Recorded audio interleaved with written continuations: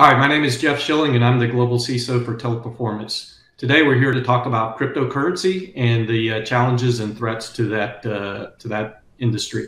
With me today is Adam Myers from CrowdStrike, one of our strategic partners in security. Adam, why don't you take a few moments to introduce yourself and what you do for CrowdStrike? Thanks, Jeff. Hey, everybody. Adam Myers here. And why don't you go ahead and type in where you're listening from or watching from. Be interested to kind of get a sense of where everybody is. But my background is that I spent about 10 years working in the defense industrial base here in the U.S. before being on the founding team at CrowdStrike. I worked with civilian, military, intelligence community customers, first as a pen tester and then later doing threat research and adversary tracking.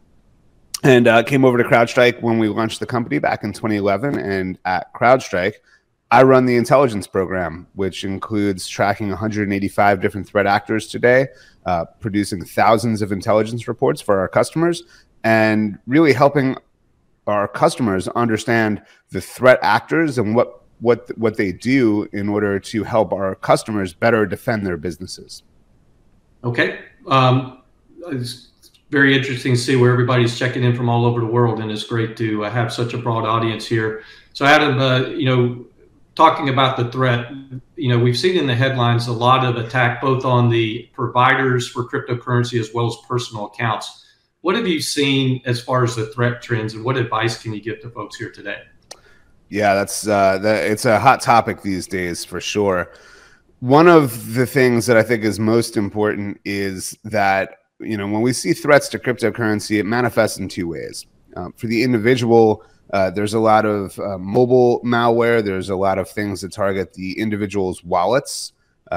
Stealers, which are very prevalent. We call them stealers, but they're information stealers. They're going to steal credentials, passwords, usernames, etc. And if they find a wallet, they'll take that wallet, which for anybody that's new to cryptocurrency, when you have a cryptocurrency wallet, it's effectively like having cash in your pocket. Except for it's on your mobile device or it's on your laptop. And when a threat actor is able to take that cryptocurrency wallet, they've taken your cash, and that's a pretty bad day for most people. Now, on the kind of more prevalent threat actor side, North Korea probably represents the biggest threat to cryptocurrency in general. And they heavily target cryptocurrency platforms. So to understand cryptocurrencies, and there's a lot of things that change every day. You may hear things like NFT or non-fungible token.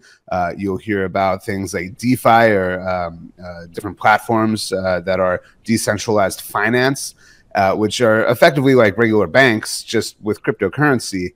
And with North Korean threat actors as the primary example, they heavily target things like cryptocurrency exchanges. Think of this as a place where you might exchange fiat currency, US dollars or European Union money, or British pounds, whatever it might be, and you convert that into a cryptocurrency, you exchange it. And these exchanges are generally technology platforms where they are interfacing with the blockchain, which is one of the core technologies behind cryptocurrency. And with these exchanges, money can be stored in what's known as cold storage. In other words, it's offline. It's kind of like on a USB stick, and it's not connected to anything.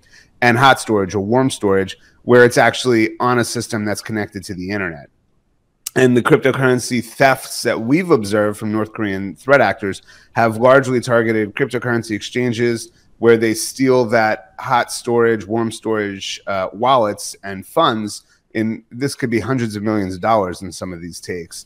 And they'll actually export that and use that for their own operations or to fund the North Korean regime. So that's probably one of the most preeminent threats that we track as it relates to cryptocurrency. And then the last thing I'll touch on is coin mining. And this is a huge concern for organizations running cloud infrastructure.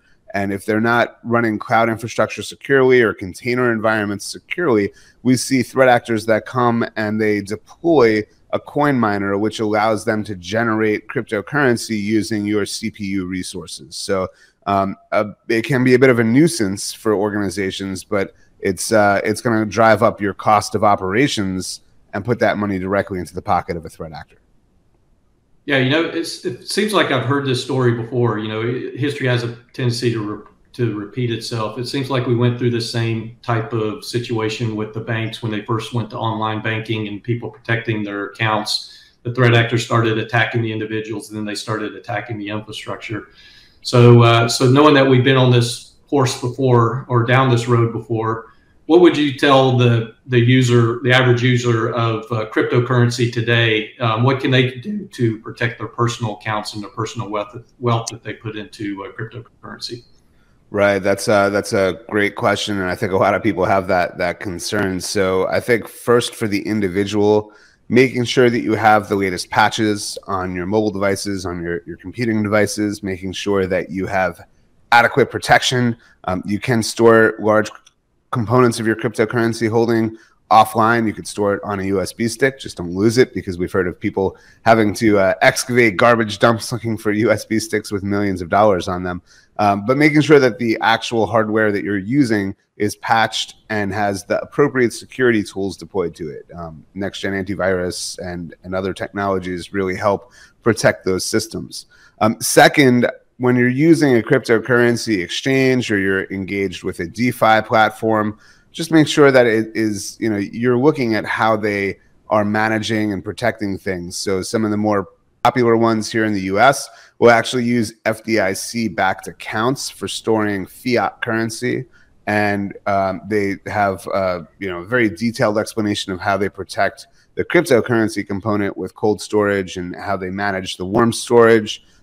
And so by looking at the details and pay attention to where you're putting your money, you wouldn't put your money into a bank that's made out of a cardboard box on the street, most likely. So make sure that you're not doing that in the digital equivalent, and put it into a known and trusted cryptocurrency platform.